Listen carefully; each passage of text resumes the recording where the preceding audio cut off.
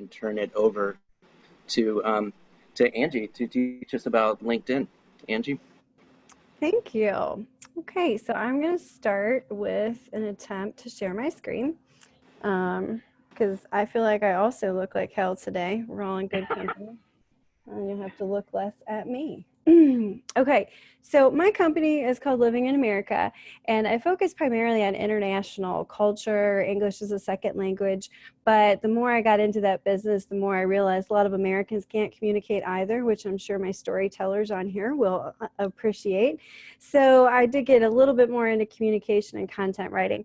One of the big areas being in marketing, though, that pops up all the time is LinkedIn. And in the interest of time, I'm going to kind of skip over this a little bit, but a big question people ask is, do I have to use LinkedIn? And the quick answer to that is yes. Because if you're an entrepreneur or you're trying to do anything professionally, it's very likely someone's going to pop in and check out your LinkedIn just to see how you look. So if you have blanks and not a very big presence and you never use it, I do a little bit wonder how committed you are to your career, especially as an entrepreneur. Also, it's free. You can do a lot of damage with marketing on LinkedIn for $0 if you know how to use it. So we're talking 90 million decision influencers, 63 million decision makers, massive B2B place to find customers in a very organic way. If you do it the right way, it's really like a hot call, not even a warm call. So I do suggest using it. One of the questions I get too, I'm going to go over profiles in a minute, but how to use it. So first thing you want to do is get a good profile, which we'll go over, and then some things that you should do. Post once a day. You do not have to make an original post. You can share somebody else's. There's a bazillion motivational things on there, leadership things, follow some good people, but look active. Look like you're on there and you're trying to better yourself professionally. Articles. I suggest doing this once a month. Even if you're not a writer, don't worry about it. If you read some of these, there are terrible writers on there that are trending, okay? It's about the information that you're sharing. So pop up a few paragraphs, take a gander at it, see what happens. But it shows people that you're good at what you do, you know about what you do, and you care about sharing that information with other people. Also want to make sure you have a lot of connections. You definitely want to have 501 because it shows 500 plus, right? But the more connections you have, the bigger your reach will be, and that's always important. Other questions, if we have time, or if you guys have questions about it, we can talk about our messaging campaign and membership levels. So let's talk about your profile real quick. There are 5 major sections. One is your banner, your profile picture, your headline, your about section, and your experience. There's a whole bunch of chats popping up. Randy, let me know if I'm missing anything. Oh, it's you. I was sharing some information about you. So. Well, thank you. Okay, so these are the main sections that you want to go through. Your banner, your profile. Whoops. Okay, the banner is this thing right here. So hopefully you can see that. Mine says communication and culture and has my logo. Honestly, this is not even a great one. That's terrible since I teach these classes. I should make it better. But you want to have something, because if you have the standard one with the little dots, that is just immediately aesthetically says to me, you don't care about LinkedIn, or you don't know about LinkedIn because you haven't even bothered to change it. So this is one of the first things, easy to do. You can whip this up with something in Canva or PowerPoint. Doesn't have to be fancy, but you want to have something there, preferably with your logo. You want to have a profile picture that, this is my pre-COVID hair, so this is much nicer. I think it's pre-COVID weight too, but it is fairly recent, so it should be recognizable. You want your picture to be recognizable. No realtor pictures. You know who I'm talking about, that lady who's 60 and still has her high school yearbook picture on there. Do not want to see that on LinkedIn, because people use this to recognize you when they find you places. Another big section, this headline. This is the most important 120 characters you're going to find on LinkedIn, because, and it's so important, I'm going to show you on the next slide why. But just keep in mind, notice how mine, it has these little dashes here to separate. I don't forget what that thing's called, but that is LinkedIn's preferred separator for search things. So really a good idea to use that if you want to be searched and found. A lot of times I get the feedback, well, Gary V doesn't have that. Gary V said, well, Gary V has 24 gazillion followers and he doesn't need to be searched or found. So if you need to be searched and found, you want to make sure that these terms are very searchable and about what specifically what you're looking for. This next section is really important. Randy and I were just chatting about his before he popped on. Your about section. This is the thing that really nobody reads unless they're serious about working with you or for you or whichever. So you want it to be good and you want it to be very much about your story. This about section should be your why. This is when people that already searched up, okay, I searched up graphic designers and I've got 3 on my short list and now I'm going to pick one that fits me. So this section should be what you're really about. What's your why? Because this is what people are reading if they're very serious. So you want that to be very much about you, why you do what you do, and so forth. And then you want, a lot of people have questions about experience. If you've been job hopping or if you had a rough couple years and you're like, do I have to list everything? The answer is no. This is not your resume. This is how you want people to see you. So list things that are important to what you're doing now. I had a stint in my life here where I was business development for a builder. Has nothing to do with what I've done most of my life. So instead of putting that on there as that company, I put it on there as a project of what I did, because what I did for them was marketing, copywriting, things like that. So use this how you want people to see you. Can't obviously make up fun jobs, but you don't have to stick on there every little thing. If you worked part-time somewhere, that's not your resume. Okay, this is the last thing I'm going to do before I pop it in for questions, because I think questions are so much more fun than me talking. But that headline, I said I was going to come back to it and tell you why it's so important. Look at all these things that headline determines. It turns in who, when people search, what they find. It tells you who they suggest you should connect to. People get invitations based on it. The posts that you see are based on your headline. Sometimes we get the sponsored in-mail messages that comes from them. Group discussions that you may or may not be a part of. The articles you see, recommendations, who viewed your profile.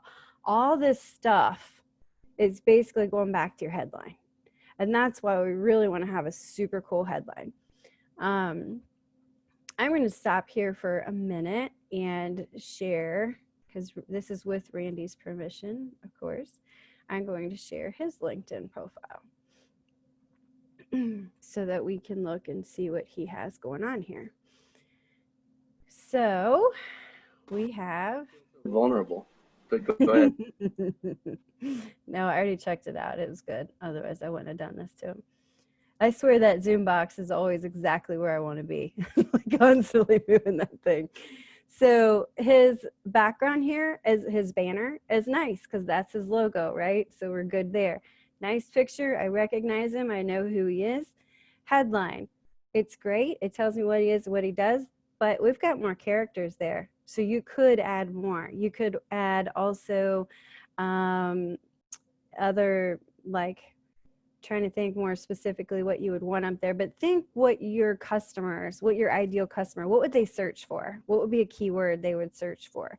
Or if you're trying to make connections, like, okay, marketing. Marketers always need people to write, right? So you might put something in there like marketing expertise.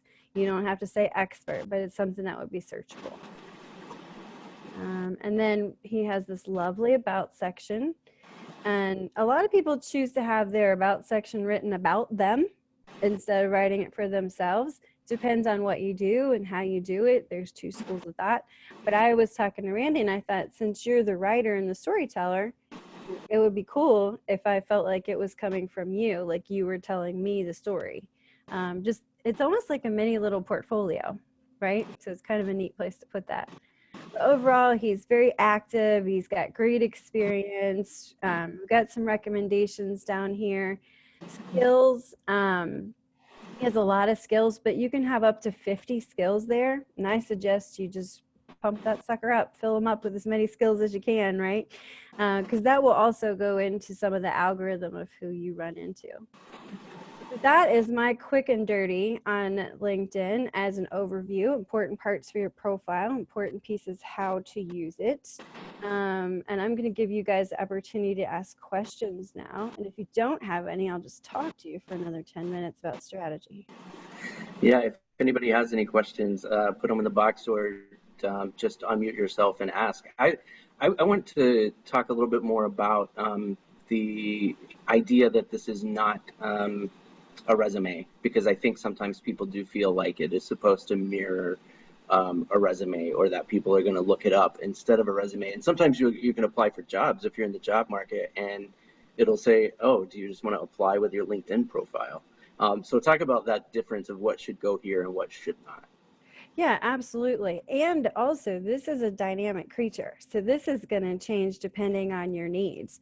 If you are in the job market, there are actual buttons on there that you will click to say, I'm open to recruiters. And you will probably change your headline, because if I'm in the job market, I'm probably going to say more about how I'm either an expert in something, or I have maybe project management experience, versus I'm a project manager. So you'll change the way that you want to be perceived. So LinkedIn is definitely a job searching tool and job finding tool. But it's a wonderful marketing tool, and I feel like that's where it's underestimated. So just as a show of hands here, who is looking for a job at this time? So no one, except maybe Anissa, because she hit herself. But so we're using it for professional purposes. That's where you're turning it into your portfolio versus your resume.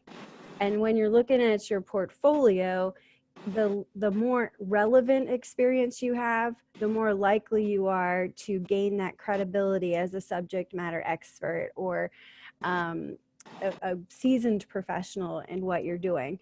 And it's not really important to them what your past jobs were that don't matter. And if they want to know, what happened 20 years ago, then you can ask me. What you really want it to be is your portfolio.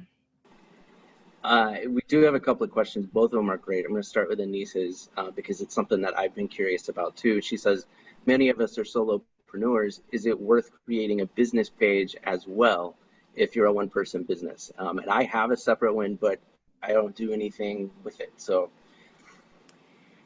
I think the answer to that is yes. I am definitely a minimalist, though. So just because you have it does not mean you have to kill yourself trying to fill it up. But for one, and can you guys still see my screen, or did I stop sharing? But you can see, like, if you look at Randy's. see my profile on there. Okay, good. I was going to say, if you see Randy, see he's got this nice little thing there, which says, that takes me to his page as a real company, right? If your solopreneur doesn't have a page, guess what? You just have a little gray dot that takes you nowhere. And it's just, again, that little thing that adds credibility. Honestly, it probably takes less than 10 minutes to create a LinkedIn company page, and then just put a little about on there. And I do post mine once a week, but you certainly don't have to, just to have it there. And if you're posting to Facebook, Instagram, anywhere else, which I'm sure you're posting somewhere, if you're a solopreneur, just copy and paste it. There's no reason to reinvent the wheel. Yeah. Another good question that I've always wondered about, Carol was asking, do you accept LinkedIn requests from people you don't know?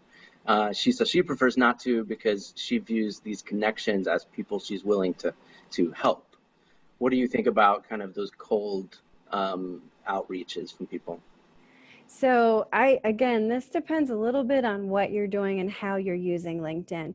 So I have started using it as a marketing tool. So you can use it as job search, you can use it as your portfolio, you can use it as a marketing tool, and several pieces in between. If you're using it as a marketing tool, my rule of thumb is I will accept you if you have mutual connections to me.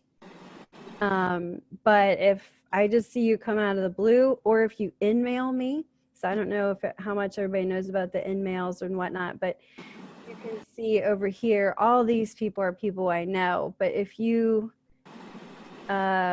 I don't know, it'll take me forever to find one on mine, but it'll say like sponsored or something. So if my request comes with a message that I can tell is in mail or sponsored, I do not accept you because I know that you're an insurance guy or a financial advisor that's trying to get me because there's a lot of those. Yeah. I, I, the thing about it being people that you're willing to help, one of the things that I've run into is I've had people reach out and be like, "Hey, I see you're connected to so and so, do you mind to put a word in for me because I'm applying at their company?" And I'll look up their profile and be like, "I have absolutely no idea when I connected this person. Maybe I met them at a conference 18 years ago and we were best friends over lunch, and now I can't help make any connections there." Yeah, and I think the answer to that, because that's almost also with people I do know, like you said, okay, I did connect to that guy because 15 years ago we were friends. Well, he's still on there now. So that could be someone you weren't well connected to or someone you connected to a long time ago and you drifted different ways. So for me, LinkedIn is the more connections I have, the better. I'm not going to take you if I know you're coming after to sell something to me. But if I see you have mutual connections, I like Facebook to me is more personal. But with LinkedIn, it's meant to be professional. It's much less the dating site that Facebook can be sometimes or whatever. I don't get that on LinkedIn. And I do think the more connections you have, the better. But with that, as Randy said, be prepared to get those tough questions. And you're going to have to say to someone, "Oh, I'm honored that I'm flattered that you asked to put a word in. But honestly, I haven't talked to that guy in years and I don't think it would hold much weight. But I wish you all the best on your job search." Yeah. Or ask him for more information. But there will be tough questions. Carol also did mention a tip that I have used that is great, and that is to, when you're connecting with somebody, make sure you message them so that you can say something about how you met. It was great to meet you yesterday at the thing or whatever. More specific than that, probably. But then you'll always have that as a reference to come back to. Lydia, you had a couple questions. Do you want to unmute and ask? Yeah, that would be great. Because I was just looking at my profile while you were going over everything. So now I have these questions directly relating. But the first one I know you had mentioned about the headline. So my headline, I kept it shorter because I thought I had read somewhere that it gets like partially cut off depending on how people view it. So mine is branding and marketing design that empowers organizations to make a change. But should I be more specific, like that empowers nonprofits, associations, higher ed? Should I be adding those in there as keywords? They're already in my about section as keywords, but like, is it important to have them in the headline as well? Yes, it's important to have it in the headline. And there was a point in time where people were saying, "Oh, make sure you have such a snazzy title, something that people catch." But the problem with that is you have to be found first. They're not going to read that snazzy headline if you're Right. not found. And so much of the algorithm, it's so heavy on that headline that I choose to use it as more keywords. Um, and then what you can do if you have your snazzy little logo, tagline, whatever, you can put that as your banner. Mm-hmm. So people see it right above your head. You still got plenty of place to put your tagline. But most people are not going to search for your snazzy little tagline. They're going to search for branding. They're going to search for Right. logo design. So definitely put those in your headline area for sure. Okay, perfect. And then the second question, when I was looking at my about, it's not as much of like a story. I mean, there's a little bit of a story, but then I have like, I can help you with projects such as brand development, brochure design. Like, is that a good thing to include? I have like bullet points with like my service offerings. Like, is that a good thing or is it better to kind of have it as more of a story form? No, bullet points are wonderful. I absolutely love bullet points because we all have the attention span of a goldfish, Mhm. more so now than ever. And we all like bullet points. Oh, look, I'll read those. Like you won't read Okay, anything perfect. under above. So keep your bullet points, but don't be afraid to add a paragraph before that or after that. That kind of says just a little bit more about you. So, for example, one of the things I have in my about section is that I've lived in 3 countries and I've traveled to more than 40. That's because my focus is international. So I Right. want them to know that part of my story because that's why I communicate with people from other countries better. That's what makes me a little different, if that makes sense. It's kind of Right, right. so you'll want to have that in there, but keep your bullet points. And the about Okay. section's pretty big. You can actually pull off pretty much in there.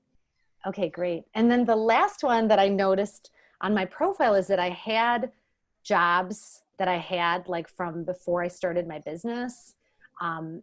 I started my business 20 years ago, so I kind of feel like I could just ditch those, right? Like they're not super relevant. You know, I was a graphic designer. Like I'm assuming I can just delete those because now that I've been in business for so many years, do people even care what my jobs were before that? I know. I feel that way too. And you'll notice mine because I've had a very eclectic career. I also have like Procter and Gamble and Ford Motor Company because I was project manager there. It has nothing to do with what I'm doing now, but I keep that on there because it's relevant to some of the connections I make with Oh, right. Angie.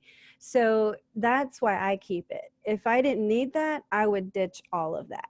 Okay. So in your case, that's the same answer I would give you. Like if you feel like, okay, nobody really connects with me because of this little company I worked with, gone. Okay. Absolutely.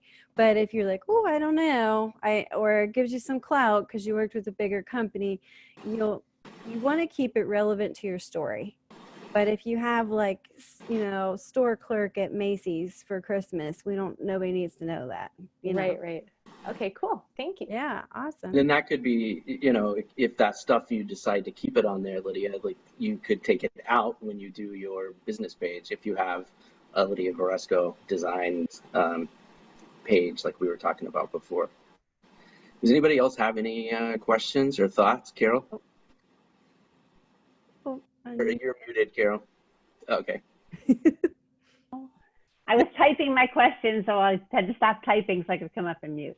Okay, so this is a nice small group, so I'm going to ask one that. Oh, stop recording. No, sorry. I'm going to go ahead and ask one.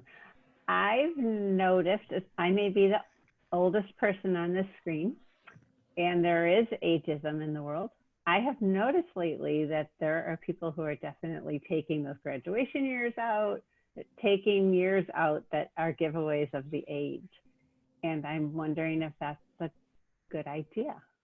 Thank you for asking. I was kind of wondering the same thing. I just took them out. So if I need to put them back, I suppose it's good to know.